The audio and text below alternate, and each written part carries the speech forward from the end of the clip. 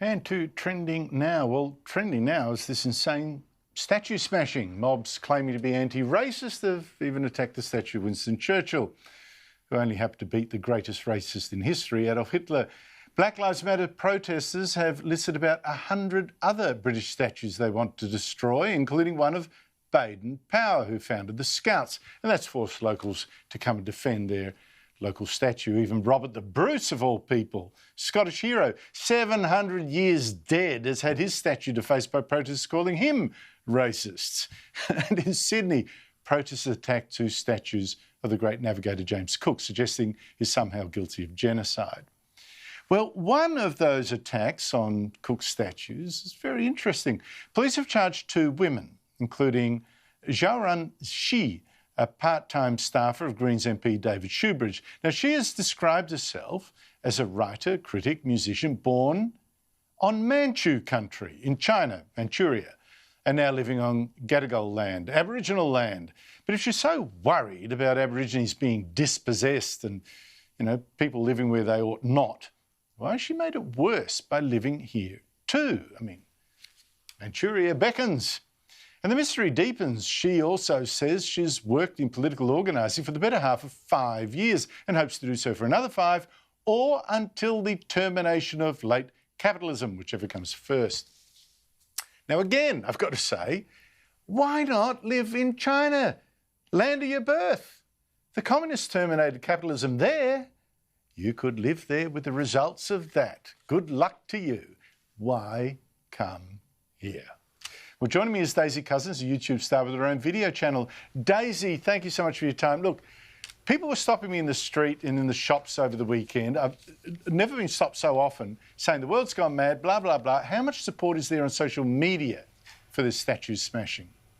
Well, unfortunately, there's a huge amount of support on social media, especially Twitter, for this statue smashing. It's the usual useful idiot thugs on the regressive left who justify it to themselves as some grand sort of anti-racist statement. But of course, we all really know they just like the theatre of it, because this is Generation TikTok, who just like to film everything and put it onto social media because, wow, look at this wonderful activism that I'm doing. But the thing is, Andrew, they're not actually showing a lot of consistency, shall we say, in who they are decrying as racist and deserving of a statue of them being pulled down. I mean, they'll go on about Winston Churchill, which is ironic because, as you mentioned, he helped defeat the greatest racist in all of history, which is Hitler. They'll go on now about a Scottish hero who's been dead for 700 years, as if you can compare then till now. But one person that they have notably left off their smashing statue list is a woman called Margaret Sanger. Now, Margaret Sanger founded a little organisation called Planned Parenthood in the USA, which, of course, is a well-known women's health clinic that tends to specialise in abortions, shall we say. Now, this is this great progressive sort of beacon of the left is Planned Parenthood and Margaret Sanger. But as it turns out, Margaret Sanger's attitude to African Americans was, shall we say, paternalistic at best. And not only that, she was an advocate of eugenics, who believed very strongly that either disabled people or people with, genetic defects should be either segregated or sterilised. And she also boasted proudly in her autobiography in the 1930s of how she spoke at the women's branch of none other than the Ku Klux Klan, and how well that meeting went, and she thought she'd really recruited people to her cause. But so what she's done is far worse than anything Winston Churchill ever said or did. But do we hear any cries to get rid of Planned Parenthood or deface any sort of statues or monuments to Margaret Sanger that might be out there? Absolutely not. Not a word, because that's not the correct narrative they want to portray, now is it?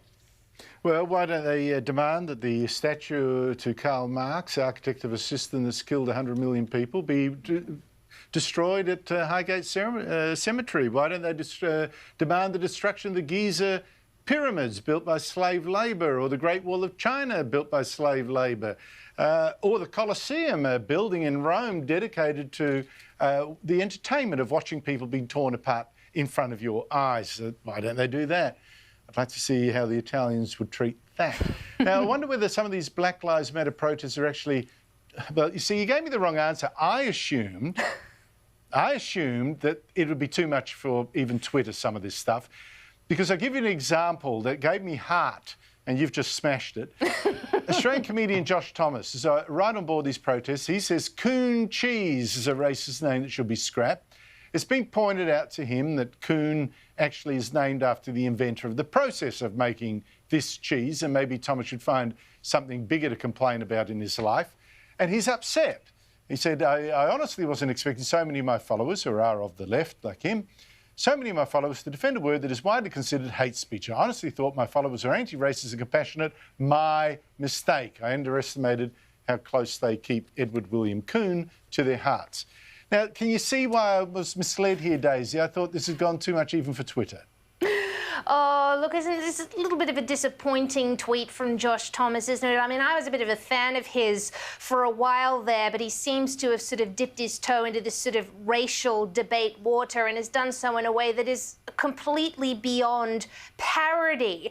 And I think possibly Andrew, he doesn't seem to talk about politics that much, so maybe his followers actually aren't of the left. They're probably just, a lot of them are sort of normal mainstream people who take a normal mainstream view, which is failing to differentiate between coon, the name, and the brand of cheese, and the racial slur is just throwing all critical thinking skill out the window. I mean, and of course, the mistake that he's made is to polarize his fans now. That sort of little sarcastic tweet saying, oh, I thought my followers were anti-racist and compassionate, but ooh, I guess not. Well, that, of course, can be interpreted as a thinly veiled accusation that those who disagree with him are in fact racist and not compassionate. You know, so it's not a very good idea. It's a bad take, as they say on the internet. It's a very bad take.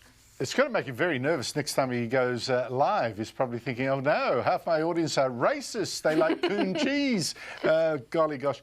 Listen, have we changed for the better or the worse? Because Chris Lilly, he's had 4 of his shows taken off streaming services because he plays characters in brownface, and that is racist. Now, I thought that was silly. I've got a little tweak of doubt. Just 14 years ago, he won a Logie by playing a Chinese physics nerd called Ricky. He wanted to present a history of Aboriginal Australia, which he called Indidgeridoo. Now, I doubt it could ever be done again. But just 14 years ago, the ABC screened his show. His song was presented by Yana Went at the Logies to a cheering audience. They all liked it, endorsed it, on national TV, so it was okay for them. And the video was even kept in the National Film and Sound Archive. Have a look at this. Aborigine me, Aborigine you. We're not just the people who eat kangaroo.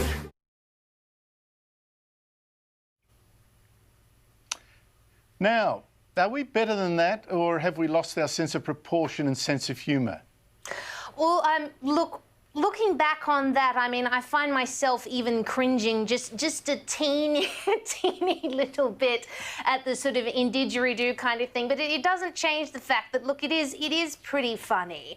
Let's be real. And also, later on in that clip, although, look, it would be considered quite offensive by some by today's standards, Kathy Freeman actually turns up later on in that clip and sings along with Chris Lilly quite joyously and has a laugh about it and gets lifted up on the shoulders of all the dancers. And of course, Kathy Freeman is not only Indigenous, but she's a national treasure and a national icon, and she didn't seem to have such a problem with it. I missed that. That's a very good point. So absolutely everyone is racist, or perhaps this has jumped the shark. Daisy Cousins, thank you so much for your time. Thank you, Andrew.